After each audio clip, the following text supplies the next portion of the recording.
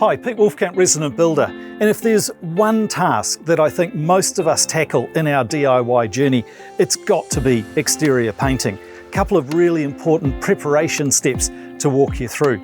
First is cleaning the surface. So typically, outside of an older house, you'll have all sorts of organic material. It'll be a little bit of mold, it might even be a bit of lichen.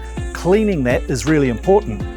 The ideal tool for the cleaning of the exterior of the house is the Ryobi pressure washer.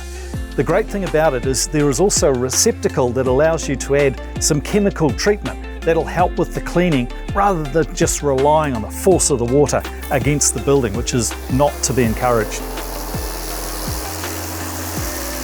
So once we've cleaned the exterior of the building, then we'll deal with any flaky parts that have been identified, and for that we'll use the Ryobi random orbital sander.